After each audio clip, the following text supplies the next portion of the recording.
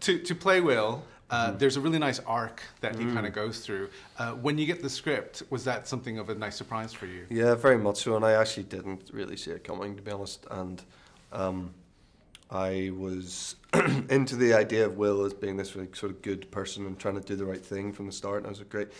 And then where it went from beginning to the end, I mean, he's got the biggest arc out of everyone, really, and it's like a 180 turn, and I just didn't see it coming, and the way it was set up at the end, I was like, oh yeah, this is cool, and so hopefully enough people go and see it that we get to make more of it, because I'd love the idea of what that journey is, you know. When you have a film like this and people think of Robin Hood, this is not that version that we end up seeing. And so when it was pitched to you, was that something of interest to you, that you wanted to be some person that's a little bit more, I don't know, I don't know, more punk, if you will?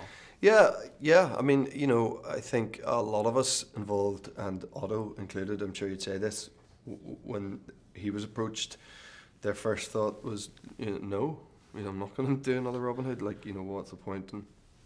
And then you think about that for a while, and then you think about the opportunity to do it and put your own fresh stamp on it and make it something that people haven't seen before, and then that becomes very exciting. And especially by the time I came onto it, Tyron was already doing it, Jamie was already doing it, Mendo wasn't on there yet, but Eve was doing it. There's all these great people already involved, and I think we all had this common goal of, like, we could make this something really, you know, like, turn it on its head and give people a version of Robin Hood that they haven't seen before, and so hopefully we've done that. If Taron has his bow and arrow and Jamie has his, I don't know what he has, but like, what power does Will have then? Well, and I'm holding an axe there, but I did get my little axe moment. But I mean, he would be more power of words. You know, he's a thinking man, and someone who thinks that you can rise to the top through you know, counsel and words. And I think that changes a little bit by the end, and I think, you know, if we have the chance to do more, we'd see a different side of him. But yeah, just great chat, basically. What does Otto bring as a director that maybe is different from other people that you've worked with? Well, he's got a very strong visual aesthetic, Otto, and, you know, his television work's incredible. I mean, he set the tone for Peaky Blinders, which is obviously a monster hit now.